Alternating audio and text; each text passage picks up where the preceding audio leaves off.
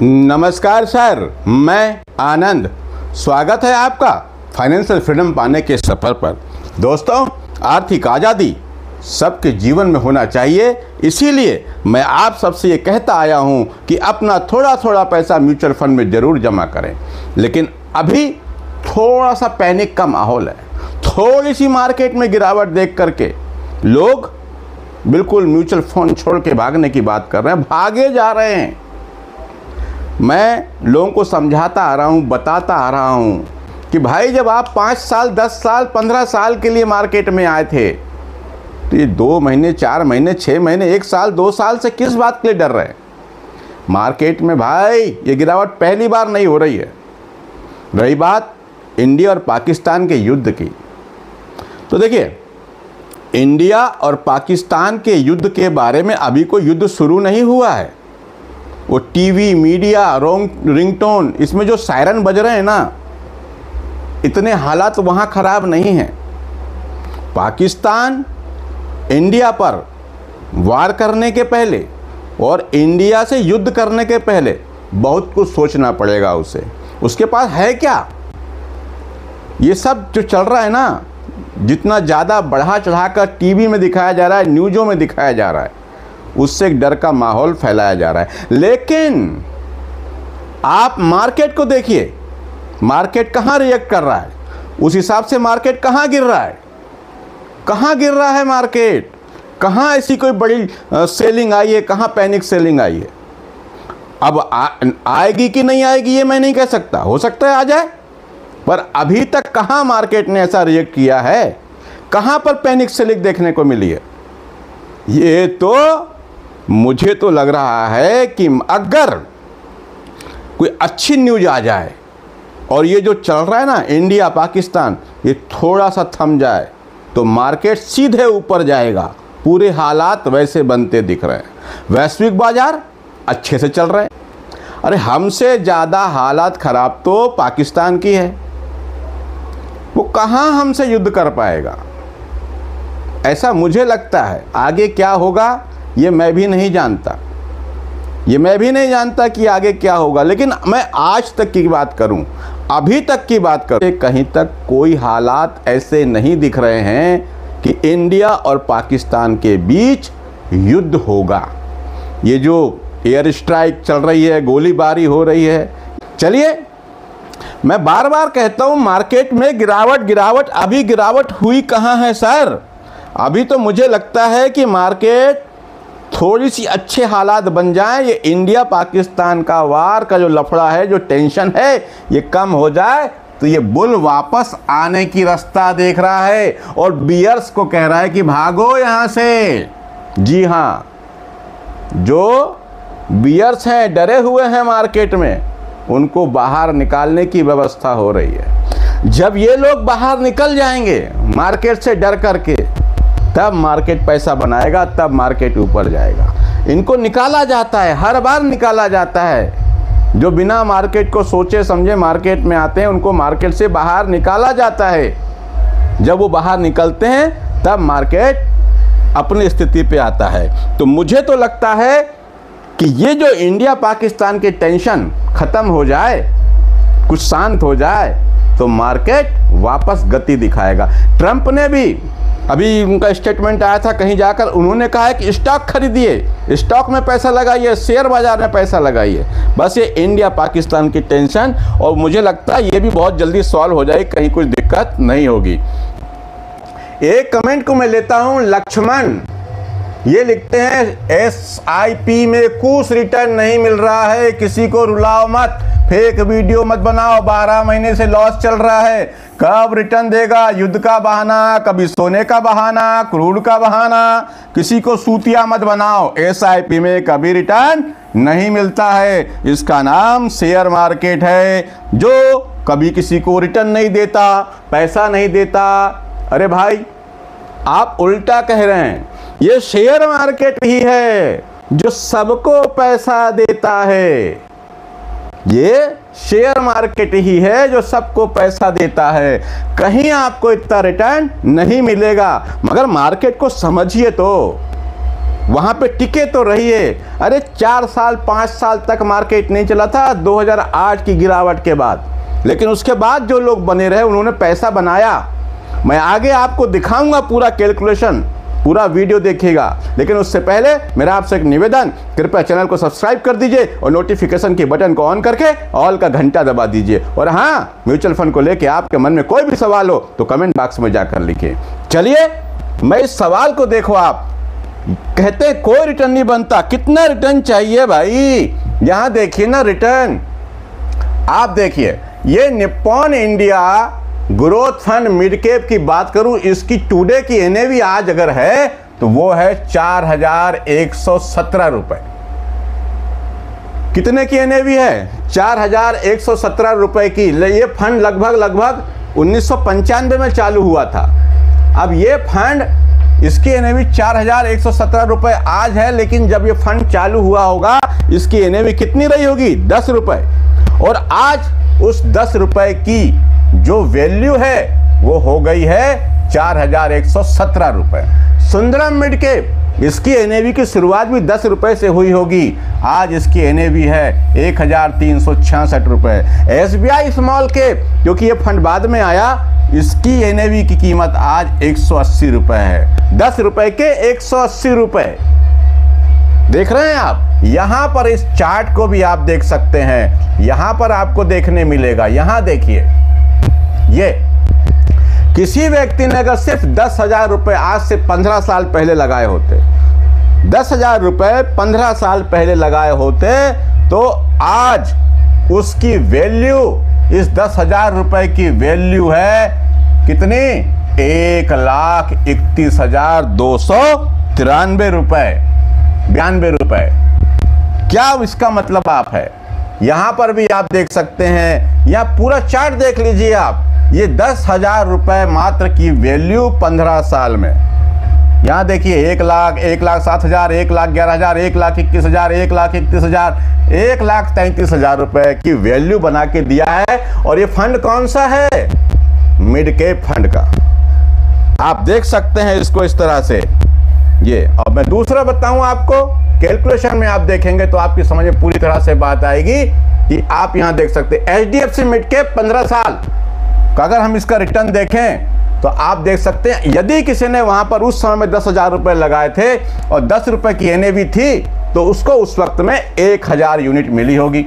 10,000 रुपए के भाव, 10,000 रुपए में 10 रुपए के भाव से 1,000 यूनिट मिली और 10,000 रुपए इन्वेस्ट था, लेकिन आज वो 1,000 यूनिट का मूल्य हो गया है 1,33,341 रुपए। देख रहे हैं आप? अभी आप और देख सकते हैं, तो यहां पर देखेंगे, मतलब ये हुआ कि वो 10 रुपए वाली एनएवी जो थी आज कितने की हो गई? 133 रुपए 34 पैसे की। लगभग 13 गुना की बढ़त। 15 साल में पैसा 13 गुना हुआ है। 15 साल में पैसा कितना? 13 गुना हुआ है।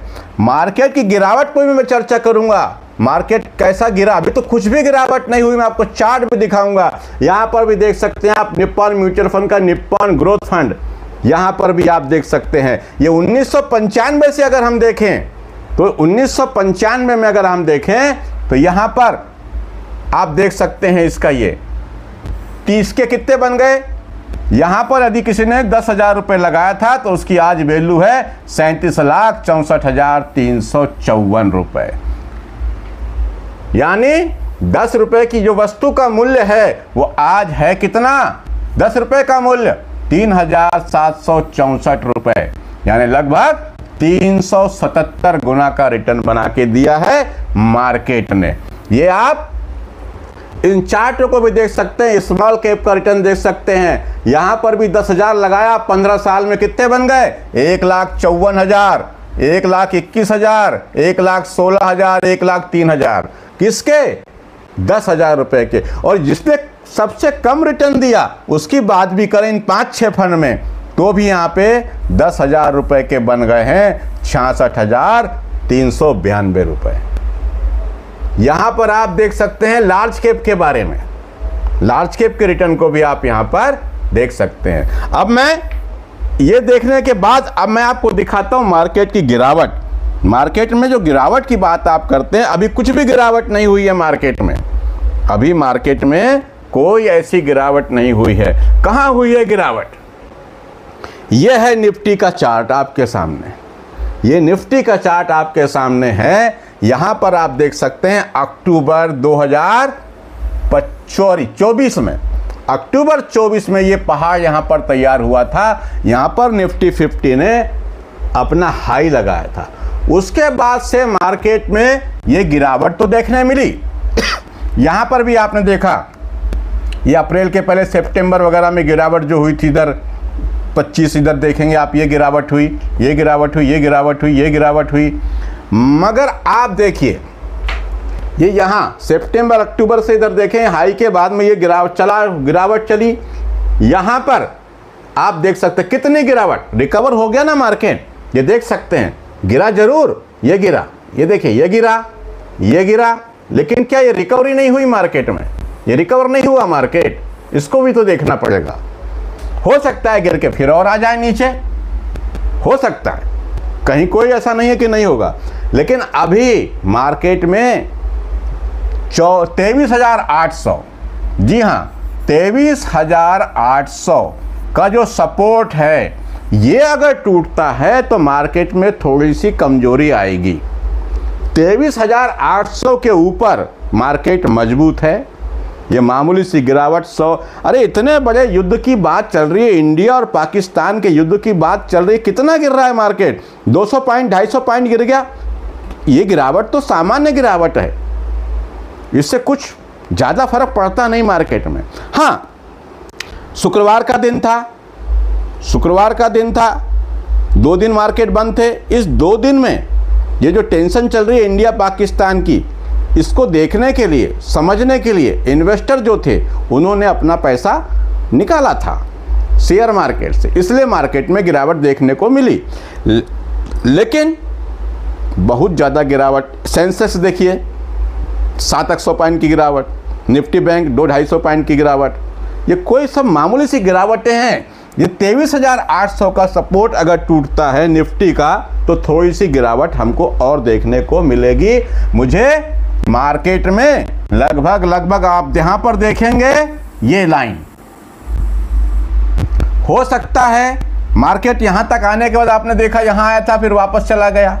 कहीं ना कहीं मुझे लग रहा है कि धीरे धीरे मार्केट में बुल की वापसी हो सकती है, पर गारंटी किसी चीज की नहीं है। हम सिर्फ जो सोचते, देखते हैं, समझते हैं, उस पे बात करते हैं। अब मार्केट की गिरावट की बात कर लें।